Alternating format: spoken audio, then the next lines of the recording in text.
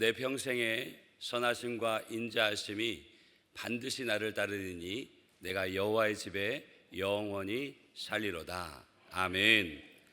다윗의 고백입니다. 다윗의 간증이고 다윗의 믿음입니다. 하나님의 선하심과 인자하심이 반드시 나를 따르리니 내가 여호와의 집에 영원히 살겠다는 이 고백, 시편 23편 전체를 통해 보게 되었으면 그 하나님의 선하심과 인자하심이 내 인생을 한순간도 놓치지 않고 추적하셔서 결국에는 나를 대적하던 원수가 보는 앞에서 상을 베풀어 주시고 또 내 입술에서는 내 잔이 넘치나이다라는 고백이 나오게끔 하시고야만은 하나님이다라고 고백하는 것입니다. 바라기는 저와 여러분이 다윗과 같은 인생, 다윗과 같은 믿음의 걸음이 되시길 주님으로 축복합니다. 여기까지 인도하신 그 하나님께서 오늘 우리의 삶의 자리에도 함께 하시고 앞으로 우리가 걸어가야 될 그 시간 속에서도 함께하여 주셔서 우리 인생을 책임지시고 또 우리를 붙드시고 우리를 결코 실패의 자리에 두지 않으심을 믿음으로 간증하고 선포하고 그렇게 살아내는 복된 인생이 되시길 주의 이름으로 축복합니다. 여러분, 우리를 지칭하는 말이 참 많습니다. 먼저는 그리스도인, 성도, 하나님의 자녀, 하나님의 백성 등 우리를 지칭하는 말이 많은데요, 그 모든 말들이 같은 의미입니다. 표현은 다양하지만 같은 의미입니다. 그리스도인을 비유해 보면 그리스도인은 그리스도의 사람들이라는 뜻이고 그 말에는 그리스도께 속한 사람들이라는 의미가 담겨져 있습니다. 그리고 그 말 안에는 그리스도에게 속한 자들이 있다면 반면에 그리스도에게 속하지 않은 자들도 있다는 것을 함께 포함하고 있습니다. 그래서 오늘 본문의 16절을 보면 내가 세상에 속하지 아니함 같이 그들도 세상에 속하지 아니하였사옵나이다 라고 얘기해요. 주님께서 세상에 속하지 않은 것처럼 주님을 따르고 주님을 믿는 자들도 세상에 속하지 않았다라고 말씀하죠. 그러면 여기서 세상은 어딘가, 무엇인가? 세상은 하나님 없는 구조, 하나님을 대적하는 모든 체계와 그 속에 있는 모든 것, 모든 사람을 총칭하는 말이 세상입니다. 즉 주님의 제자들, 주님을 믿는 성도들은 세상에 속하지 않고 하나님께 속한 자인 줄 믿습니다. 그렇기에 하나님께 속한 자들은 하나님께 속했던지 세상에 속하지 않던지, 반대로 세상에 속하던지 하나님께 속하지 않던지 둘 중에 하나입니다. 그렇다면 결국 그 말은 오늘 이 시간 이곳에서 예배하는 저와 여러분이 어느 한편에 속해져 있다는 결론이 나옵니다. 여러분은 어느 쪽이십니까? 주님께 속하셨습니까? 세상에 속하셨습니까? 다 전자이시죠? 다 주님께 속해 계시지요? 그래서 그리스도인이라는 그 이름이, 성도라는 그 말이, 하나님의 자녀, 하나님의 백성이라는 그 호칭이 부끄럽지 않은 하나님의 사람인 줄로 믿습니다. 레위기 19장 2절 보면 하나님께서 이렇게 말씀하십니다. 너는 이스라엘 자손의 온 회중에게 말하여 이르라. 너희는 거룩하라. 이는 왜냐하면 나 여호와 너희의 하나님이 거룩함이니라 라고 얘기하죠. 마치 오늘 주님께서 말씀하셨듯이 내가 세상에 속하지 않은 것처럼 나를 믿고 나를 따르는 제자들도 세상에 속하지 아니한 것과 같다라고 말한 것처럼 동일하게 말씀하고 있습니다. 여러분, 거룩을 뜻하는 의미가 무엇일까요? 거룩을 뜻하는 단어가 카도시 또는 코데시라는 단어인데 분리 그리고 다름이라는 의미를 가지고 있습니다. 즉 따로 떼어놓아서 다른 것과는 다른 특별함이 있는 것을 가리킬 때 사용하는 말이 거룩입니다. 하나님께 특별히 구별된 상태, 그리고 하나님께 속한 구별된 삶을 나타낼 때 쓰는 단어가 거룩입니다. 레위기에서 하나님께서 많은 음식에 대한 규정들을 말씀하시면서 물고기 가운데도 비늘이 있고 지느러미가 있는 것을 먹도록 하셨습니다. 성경이 왜 그런 기준을 말하셨는지는 다 설명하고 있진 않지만 그 규례를 통해서 하나님의 백성들은 먹는 것까지도 하나님께 속한 백성으로서 구별되어 살아야 함을 배우게 됩니다. 물고기, 비늘이 있고 지느러미가 있는 것을 먹도록 하셨는데 오늘 거룩의 의미를 담아서 우리에게 영적으로 해석해 보면 비늘은 물고기의 몸과 외부, 바다를 구분해 주는 것인데 성도에게 적용해 보면 우리가 비록 세상에 살아 세상의 가치관과 세계관 속에 있지만 자신을 구별하는 영적인 경계가 필요하다는 것입니다. 또한 지느러미, 물고기의 방향을 결정하듯이 성도의 삶도 하나님의 말씀이라는 분명한 방향을 가져야 한다고 말하고 있는 거죠. 주님께서는 얘기하십니다. 당신을 따르는 제자들, 예수를 믿는 사람들, 그 사람들을 세상 속에 있어야 한다고, 세상에서 살아가야 한다고 말하고 있습니다. 그러나 세상에는 속하지 않는다라고 말하고 있죠. 세상 가운데 살아가지만 세상에 속하지 않는 구별된 존재가 바로 여러분과 저인 줄 믿습니다. 그래서 세상 속에서 하나님께 속한 사람답게 살아가니 구별되어짐이 나타나는 거죠. 여러분, 그리스도인들도 세상 속에서 동일한 모습으로 살아갑니다. 열심히 일해야 되고요, 또 열심히 공부해야 되고, 또 가정을 이루고 가정을 화목하게 유지하기 위해서 힘써야 합니다. 그 모습은 다 동일하죠. 또 그런 모습 속에 욕심도 있습니다. 분냄도 있고요, 짜증도 있어요. 때로는 연약함이 그대로 노출되어지고요, 유혹에 넘어지기도 합니다. 그런데 세상에 있으나 세상에 속하지 않은 사람들의 다른 점이 있습니다. 그것이 무엇이냐면 삶의 기준과 방향이 다릅니다. 세상은요, 끊임없이 세상은 성공을 추구하고 성공이 최고의 가치라고 말하죠. 좀 더 정확하게 얘기하면 물질이 얼마나 많은 부를 얻느냐, 얼마나 높은 자리를 점유하느냐, 얼마나 많은 힘을 갖느냐, 그것이 성공이라 얘기하고 그 성공을 최고의 가치로 여깁니다. 그리고 욕망이 끊임없이 그 삶을 이끌어가죠. 그래서 그들의 삶에는요, 하나님 없이도 충분히 살 수 있고, 아니 더 잘 살 수 있다고 얘기하는 삶이 세상의 삶입니다. 그런데 그리스도인은 다릅니다. 하나님께 속한 사람은 다릅니다. 하나님의 뜻을 따라 살아갑니다.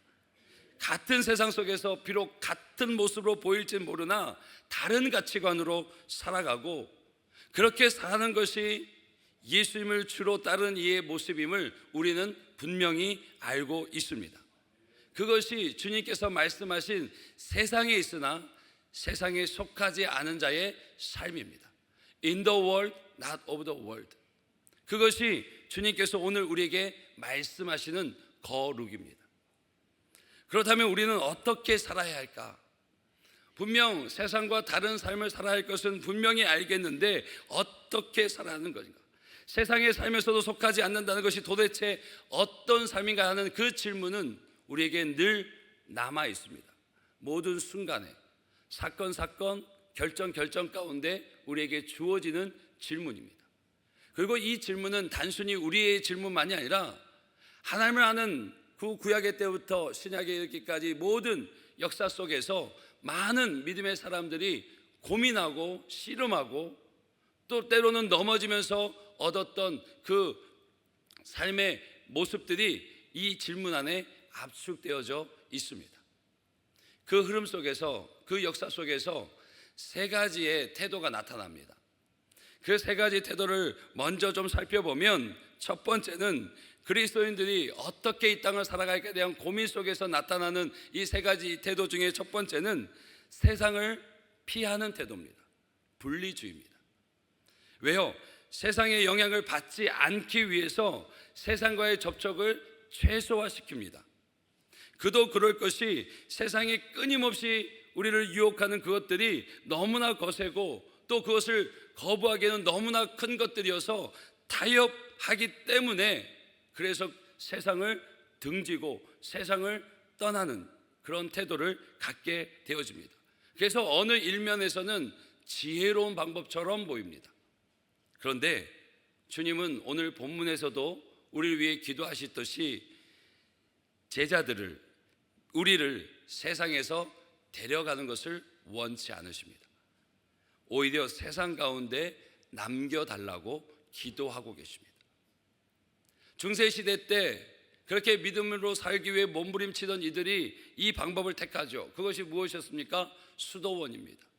세상과 멀리하고 세상과의 접촉을 끊고 그 수도원에 들어가면 나오기까지 거기서 규칙적인 경건의 시간과 노동을 통해서 하나님을 더 알아가려고 했던 걸음이 있었습니다. 그런데 그건 역시 얼마 되지 않아 여지없이 세상과 타협하게 되고 무너져서 오히려 사회에 크나큰 악을 저지르게 되어집니다. 주님은 말씀하십니다. 우리를 데려가라 요청하지 않으시고 세상에 남겨두라고 하나님께 기도하십니다. 두 번째는 세상을 닮아가는 태도가 나타납니다. 동화되어지는 거죠. 첫 번째로는 반대로 세상과 구별되어 사는 것을 부담스럽게 여겨서 적극적으로 세상과 더 가까워지고 세상의 가치관과 문화를 공유합니다. 때로는 아주 서서히 닮아갑니다. 그런데 문제는 무엇입니까? 세상과 모습만 같은 것이 아니라 세상을 그리스도의 사랑으로 품어가며 그들과 함께하는 것이 아니라 그들의 삶의 기준이 달라지는 것입니다. 세상의 가치관으로 물들게 되는 것이죠. 여러분, 바다에 떠 있는 배는 결코 배 밖에 있는 물 때문에 침몰하지 않습니다. 배 안에 스며든 물 때문에 침몰하게 되어집니다. 성공이 자신의 인생의 최고의 목적, 최고의 가치가 되어지고 사람들의 인정에 목말라하며 삶의 목표를 세우는 이들, 그리고 하나님의 말씀보다 시대의 흐름이 삶의 기준이 되는 그 순간 그리스도인들은 세상과 구별됨을 잃어버리게 됩니다. 예수님은 우리에게 세상의 빛이 되라고 하셨지 세상의 빛을 따라가라고 말씀하시지 않았습니다. 우리의 삶, 우리를 자초시키는 것은 세상이 아니라 세상으로부터 들어온 바로 그 물이 믿음의 배를 자초시킵니다. 세 번째는 세상을 이기려는 태도입니다. 지배하려는 태도죠. 이들은 세상을 변화시키기 위해서 열정을 가지고 있습니다. 정치, 문화, 사회 여러 영역에서 하나님의 뜻이 이루어지기를 간절히 소망하면서 적극적으로 참여합니다. 그 열정 자체가 너무나 귀하죠. 오늘날에는 그 열정 자체가 보기 힘든 것이 오늘날입니다. 우리가 늘 수요일이고 금요일이고 기도하는 게 무엇입니까? 나라와 민족을 위해서 기도할 때 하나님께서 세우신 그 자리에서 하나님의 백성으로서의 정체성을 잃지 않고 살아가도록 정치인으로서, 법조인으로서, 또 기업의 오너로서, 관료로서, 또는 삶의 그 모든 자리에서 믿는 자들이 그 믿는 자들의 정체성을 잃지 말고 세상 속에서 그 빛을 발하라고 우리가 끊임없이 부르짖고 있는 이유가 여기 있지 않습니까? 그래서 성경은 요셉, 다니엘, 느헤미야 같이 공적인 영역에서 하나님의 뜻을 이루기 위해 헌신한 사람들을 우리에게 보여주고 그와 같이 걸어가라고 얘기하고 있습니다. 그런데 이것이 세상을 이기려는 태도가 중요한 것이 무엇이냐면 정치에 참여하는 것 자체가 문제가 아니라 하나님의 나라를 정치적인 승리와 동일시할 때 문제가 나타납니다. 그때 어떤 문제가 나타나냐면 사랑해야 될 사람들이, 그 이웃들이 내가 이겨야 될 상대가 되어버립니다. 복음을 전해야 될 대상이 아니라 굴복시켜야 될 대상으로 바라보게 되어지는 거죠. 그래서 교회사 속에 보면 이런 종교 전쟁이 얼마나 큰 아픔을 주었습니까? 신교와 구교가 싸우고 믿는 자들이 믿지 않는 자들을 힘으로 지배하기 위해서 얼마나 많은 이들을 죽이고, 과연 이것이 하나님의 믿는 사람들이 하는 일인가 싶을 정도로 극악한 죄를 저지게 되어지죠. 여러분, 정치에 참여하는 거 나쁜 건 아닙니다. 하실 수 있으면 하셔야 됩니다. 그러나 정체성을 잃어서는 안 됩니다. 세상은 우리가 지배할 대상이 아니라 사랑으로 품고 복음을 전해야 될 대상입니다. 여러분들에게 혹 그런 기회와 그런 자리를 하나님께서 축복으로 주셨다면 나 한 사람의 일을 위함이 아니라 나라와 민족, 특별히 하나님의 나라를 위해서 그 힘을, 그 자리를 사용하십시오. 그럴 때 하나님이 기뻐하십니다. 앞서 살펴본 세 가지는 우리가 피해야 될 것들입니다. 믿음을 지킨다고 해서 세상을 등지는 것, 아니 세상 속에서 살아난다면서 세상에 동화되는 것, 이 세상은 악하니 힘으로라도 눌러서 하나님의 뜻을 이루어야 된다는 이 세 가지는 우리가 피해야 될 태도입니다. 그렇다면 예수님은 우리에게 어떤 삶을 원하실까? 오늘 본문은 분명하게 말씀하고 있습니다. 17절 말씀을 보시면 우리 한번 한 목소리로 같이 읽겠습니다. 그들을 진리로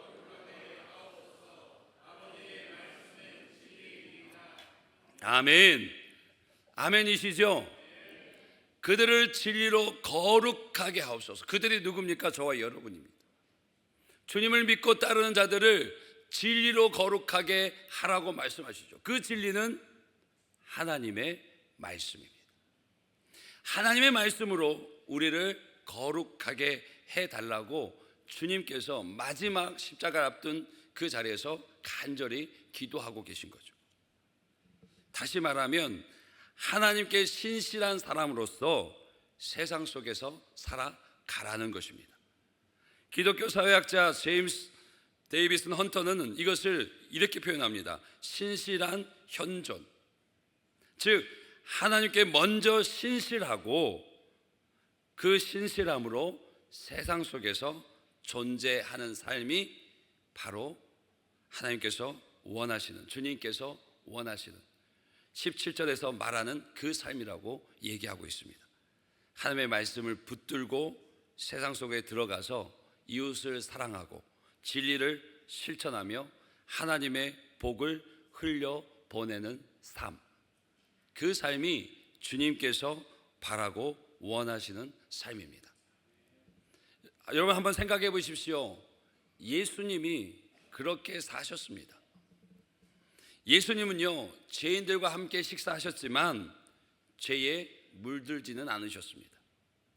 예수님께서 세리와 창기들을 만나고 교제하셨지만 그들의 삶을 인정하거나 타협하지 않으셨습니다. 예수님께는 때론 불같이 종교 지도자들의 위선을 질책하시며 책망하셨지만 죄인들 향해서 끊임없는 사랑과 긍휼을 베푸셨습니다. 예수님은 세상 한가운데 계셨지만 단 한순간도 세상에 속하신 적이 없으셨습니다.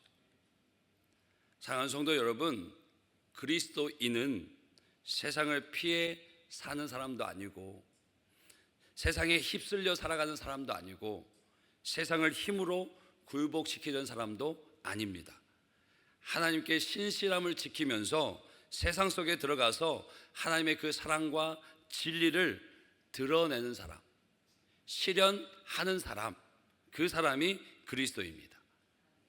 예수님이 말씀하신 세상에 있으나 세상에 속하지 않은 사람, 바로 그 같은 삶이 거룩입니다. 여러분, 한번 우리 자신을 돌아봤으면 좋겠습니다. 말씀 앞에 비추어서 살아가면서 유별난 것 싫고 비기독교인 그 친구들, 지인들과의 거리감을 두는 게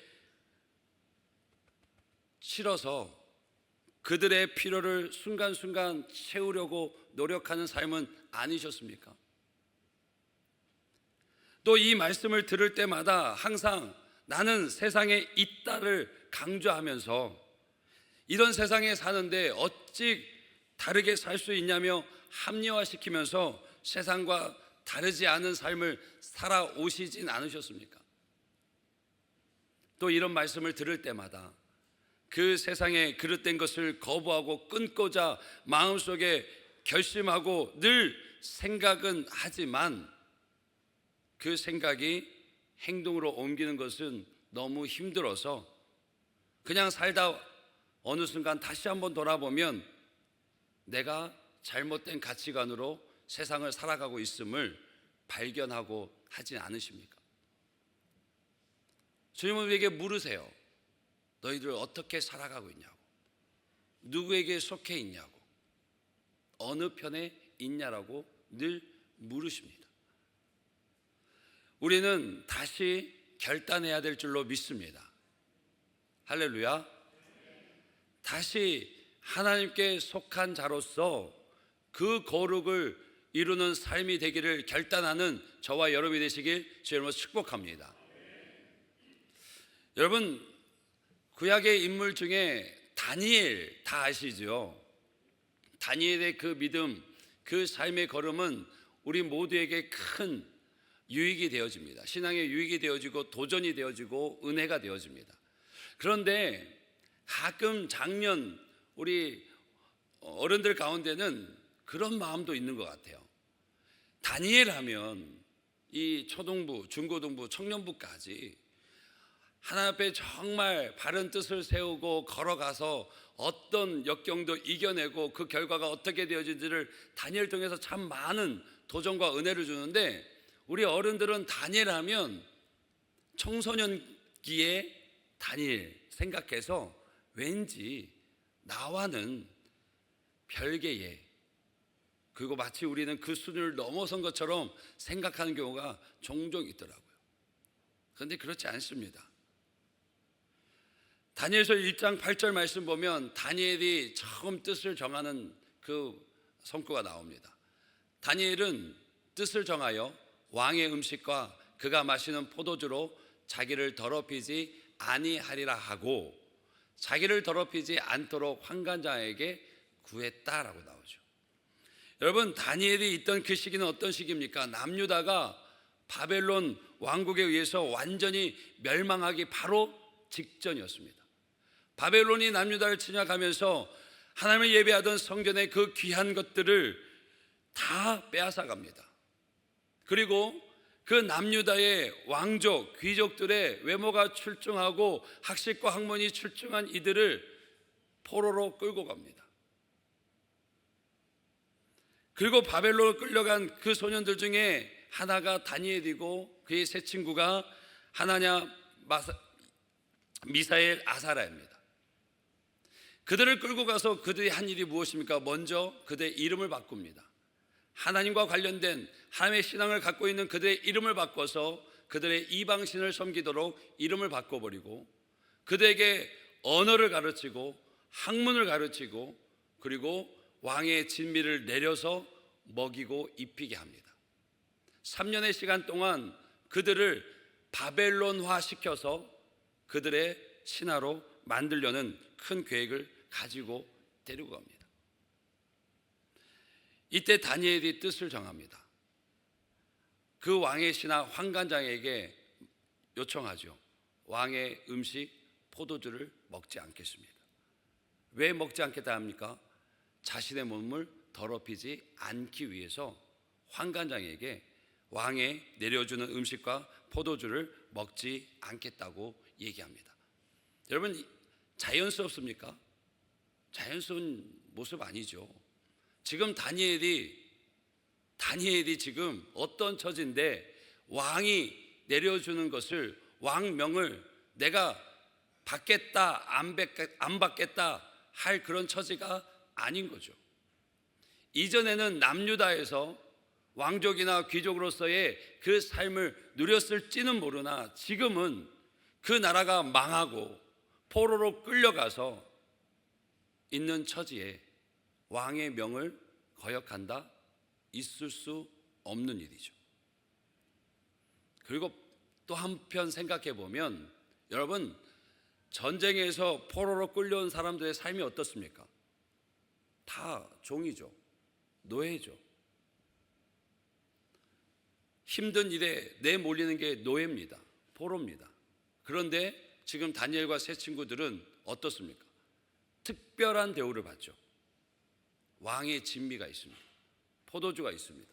배움의 기회가 있습니다. 그리고 그 3년의 과정을 잘 마치면 어떻게 됩니까? 그들의 신분도 지위도 삶도 보장이 되어집니다. 그런데 다니엘이 그러지 않겠다고, 그것을 한마디로 다 차버리는 꼴이 되어지죠. 왜 그랬습니까? 자신을 더럽히지 않겠다고. 하나님의 백성으로서의 정체성을 내가 포기하지 않겠다고 뜻을 정하고, 그 뜻을 이루는 방법이 왕이 주는 음식과 포도주를 먹지 않기로 한 것입니다. 여러분들, 여기서도 사실 음식은요, 우리 몸을 더럽게 할 수 없습니다. 성경에 보면 디모데전서 4장 4절 말씀을 보면 하나님께서 지으신 모든 것이 선함에 감사함으로 받으면 버릴 것이 없다라고 얘기했어요. 하나님께서 지으신 모든 것이 선합니다. 즉 우상에 바쳐진 음식이기 이전에, 왕이 내려준 음식이기 이전에 하나님께서 만드신 것이 바로 이 음식입니다. 그런데 다니엘이 뜻을 세워요. 정체성을 잃지 않기 위해서, 하나님의 백성으로서의 그 삶을 유지해 가기 위해서, 자신을 스스로 지키기 위해서 구별하는 방법으로 이 음식을 거절합니다. 비록 자신의 이름이 바뀌어지고, 비록 바벨론의 언어를 배우고 학문을 배워야 되는 그 처지에 있지만 내 정체성을 포기하지 않겠다, 하나님의 백성으로서의 그 삶을 포기하지 않겠다는 결단 속에서 자신을 구별하기 위해서 그 음식을 거절한 것입니다. 여러분, 쉽지 않은 일입니다. 어려운 일이고요, 100번을 생각해도 아마 그러지 말라고 얘기할 것입니다. 근데 다니엘은, 그리고 세 친구는 목숨을 걸고 정체성을 지킵니다. 그 뜻을 정한 그 사건이 다니엘서를 보면 아시지만 마지막까지 하나님의 백성으로서의 정체성을 지켜가게끔 만듭니다.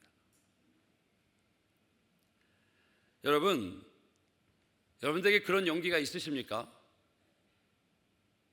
그런 믿음이 있으십니까?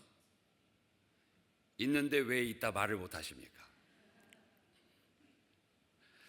여러분, 물과 채소로 살아갈 용기가 있으십니까? 단순히 오늘날은 건강 때문에 물도 많이 마셔야 되고 채소를 많이 먹지만 그런 의미가 아닌 거 아시죠? 내가 우리의 삶 속에서 그리스도인의 정체성을 잃지 않기 위해 취하는 물과 채소,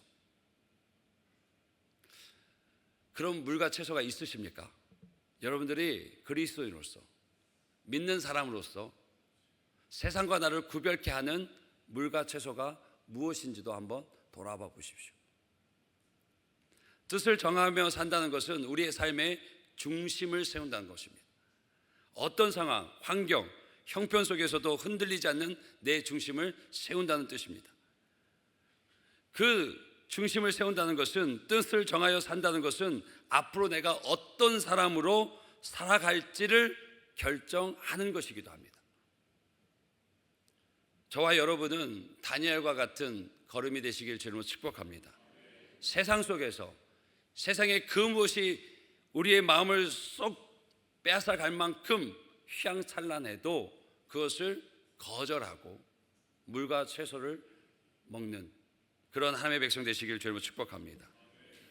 다니엘이 그렇게 결정했더니, 그렇게 뜻을 세웠더니 바로 그 다음 절에 어떤 하나님의 은혜가 있냐면 9절 말씀 보면 하나님이 다니엘로 하여금 환관장에게 은혜와 국류를 얻게 하신지라. 하나님이 다니엘이 뜻을 세우니까 8절에 뜻을 세우고 환관장에 그렇게 구하니까 바로 9절에 하나님이 일하시기 시작합니다. 여러분, 방금 이 뜻을 세우고 환관장에게 말하는 것은 생명을 거는 일입니다. 두려운 일입니다. 그런데 다니엘에게는, 그리고 그 세 친구에게는 그 두려움이 보이질 않습니다. 그런데 그 두려움이 누구에게 나타나냐면 환관장에게 나타납니다. 왜요? 이 포로들을 교육시키고 관리할 책임이 환관장에게 있는데 그 소년 중에 4명이 거부하니까 왕에게 명령을 직접 받은 이 환관장이 두려움에 떨기 시작합니다. 그럴 수 없다고. 왜? 자신의 생명이 걸렸으니까. 이때 하나님이 지혜를 주십니다. 다니엘에게 지혜를 주셔서 환관장에게 말합니다. 열흘의 기간을 허락해 주십시오. 열흘 동안 우리는 물과 채소로, 그리고 다른 이들은 왕의 진미와 포도주를 먹게 하시고 열흘 뒤에 확인해 보십시오. 그때 환관장의 마음이 들지 않으면 그만하죠. 그 결과가 어떻게 됩니까? 15절 말씀 보면 같이 읽겠습니다. 시작. 열흘 후에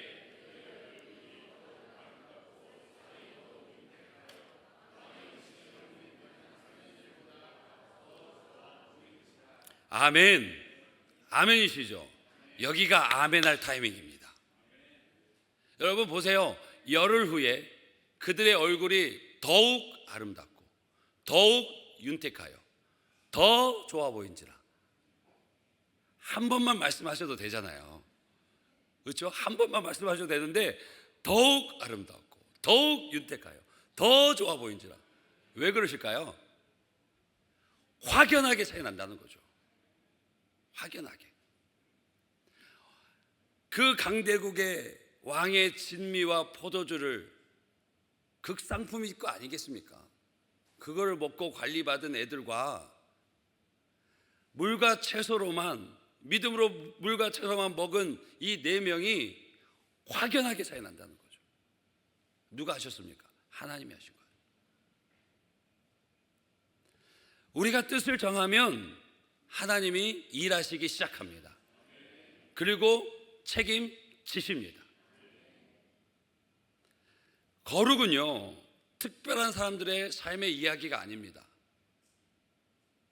성경의 위인들, 초대교회, 한국 또는 세계 역사 속의 그 선교사들, 죽음으로 간 목회자들, 그들만의 얘기가 아니다는 거죠. 여러분 다 세례 받으셨죠?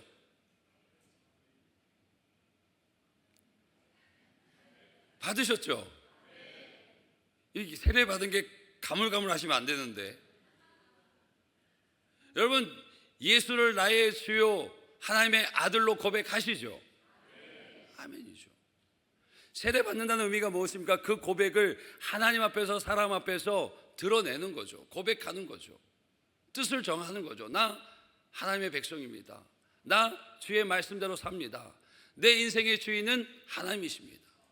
여러분 주라 고백할 때 그 주는 구원의 세이비어의 의미도 있지만 동시에 내 삶의 주인 로드라는 의미도 함께 있습니다. 그래서 내 인생의 주인이 하나님이시고 내 인생의 왕이 하나님이시라고 고백하는 게 세례죠. 그렇죠? 여러분 그 순간 우리의 삶은, 우리의 존재는 세상이 아니라 하나님께 속한 줄로 믿습니다. 그래서 교회 가운데 많은 호칭이 있지만 그것은 직분의 호칭이요, 성도라는 이름이, 그리스도라는 이름이 우리에게 가장 영광스러운 이름입니다. 할렐루야. 교회 안에 직분이 있어 집사, 권사, 장로, 목사 이런 직분이 있지만 그것은 순교의 순서고 봉사의 순서 위에 세워진 것이고 가장 영광스럽게 소중하게 생각해야 될 것은 성도, 그리스도인 그 호칭입니다. 그런 이들은 그 인생이, 그 정체성이 주님께 속한 자들입니다. 그러면 그들의 삶이 이전과 같을까요? 다를까요? 같을까요? 다를까요? 그렇죠. 달라야죠. 여러분, 비근한 예를 들어 죄송하지만 여러분이 로또를 사셨어요. 그냥 세상 막 시끄럽고 물질 좀 어떻게 하나님 한 방에 안 되나 해서 로또를 정말 평생에 한번 샀는데 우와, 한 3개월이 밀렸다가 터져서 200억이 됐다고 갑자기 얼굴이 확 펴지시는데, 그러면 여러분들 인생이 달라질까요? 똑같을까요? 달라지죠. 생각이 다를까요? 똑같을까요? 다릅니다. 그렇죠? 예수를 주로 고백한 이들, 세상은 그 예수가 빛으로 와도 그 빛을 보지도 못하고 깨닫지도 못하고 그 빛을 저항합니다. 그런데 우리가 보지 못하던 그 빛을 봤어요. 보지 못하던 그 귀한 것을 보고 얻게 되었어요. 그러면 우리의 삶이 이전과 같을 수 있겠습니까? 없죠. 없습니다. 그 삶의 거룩이 나타날까요? 나타나지 않을까요? 나타나죠. 그렇게 소속이 바뀐 사람들은 뜻을 정할까요? 정하지 않을까요? 정하죠. 왜? 보지 못하는 것을 봤으니까.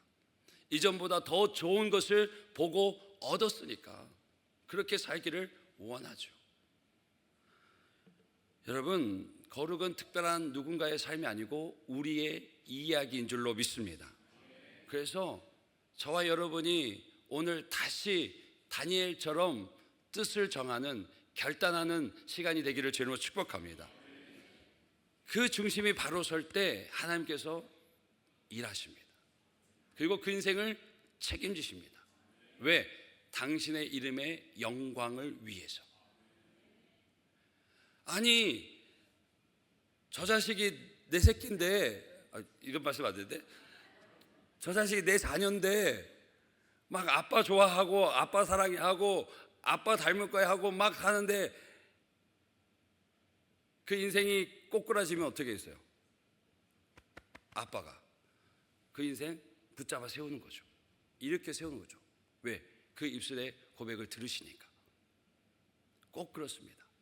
바라기는 저와 여러분이 우리 입술의 결단, 마음의 중심을 세움을 통해서 하나님께서 우리 인생을 어떻게 이끌어 가시는지, 어떻게 빚어 가시는지를 경험하고 간증하고 흘려보내는 하나님의 백성 되시길 주님으로 축복합니다.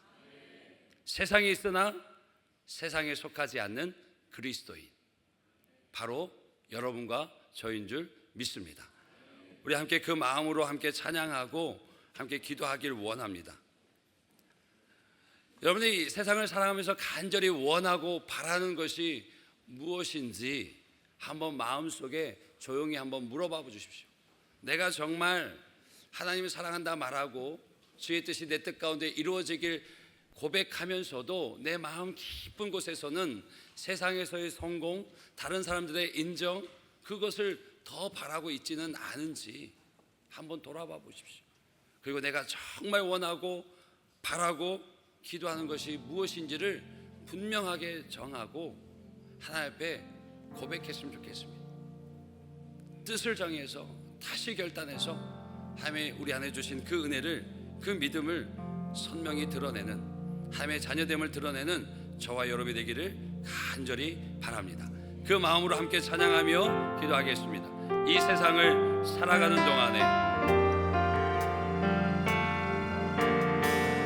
세상을 살아가는 동안에 나의 힘을 의지할 수 없으니, 나의 힘을 없으니 기도하고 낙심하지 말 것을 기도하고 낙심하지 말 것을 주께서 오직 주님만이 주께서 참 소망이 참 되십니다. 소망이 주의 길을 걸어가는 동안에 주의 길을 걸어가는 동안에 세상에 거두지할 수 없으니 감사하고 낙심하지 말 것을 누가 우리의 기쁨이 되신다고요? 주께서 참 기쁨이 되십니다. 그래서 우리는 원하고 바랍니다. 하나님의 꿈이 나의 비전이 되고 예수님의 성품이 나의 인격이 되고 성령님의 권능이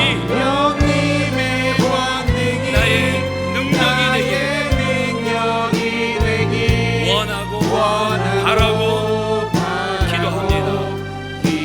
다시 한번 고백합니다. 하나님의 꿈이 나의 비전이 되고 예수님의 성품이 나의 인격이 되고 성령님의 권능이 나의 능력이 되길 원하고 우리 마지막으로 고백할까요? 우리 가슴에 손을 얹고 한번 고백하겠습니다. 하나님의 꿈이 나의 비전이 되고 예수님의 성품이 나의 인격이 되고 성령님의 권능이 나의 능력이 되길 원하고 바라고 우리의 입술을 벌려서 다니엘이 뜻을 정했듯이 이 시간 주 앞에 우리의 뜻을 정하고 고백하길 원합니다. 우리가 주 앞에 믿음으로 뜻을 정할 때 하나님께서 일하십니다. 하나님께서 그 인생을 책임지십니다. 그래 이 땅에서 세상에 있으나 세상에 속하지 않는 자의 삶을 우리를 통해 보여주시고 그로 인하여 영광 받으실 줄 믿습니다. 우리 주의 이름 한번 간절히 부르고 함께 기도하며 나아갑니다. 주여 살아계신 역사하시는 하나님 이 시간 주 앞에 기도하며 간구하며 나아갑니다. 온전히 하나님의 뜻인 뜻 가운데서 아버지 믿음의 길을 걸어가는 하나님의 사랑 주님의 제자들 아버지 이 시간 다시 한번 하나님의 꿈이 세상에 있으나 세상에 속하지 않는 자의 예수님의 성품이 세상에 힘쓸리거나 나의 세상을 인격이 등등하고 세상을 지배하지 않는 성령님의 권능이 하나님의 나의 말씀을 붙들면서 능력이 되길 그 말씀은 세상 속에서 빛이 되어지는 인생이 기도합니다. 하나님의 꿈이 나를 붙들어 살게 하시고 나의 비전이 되고 앉게 하여 주옵소서. 예수님의 성품이 하나님의 나의 인격이 되고 하나님의 성령님의 권능이 나의 능력이 되길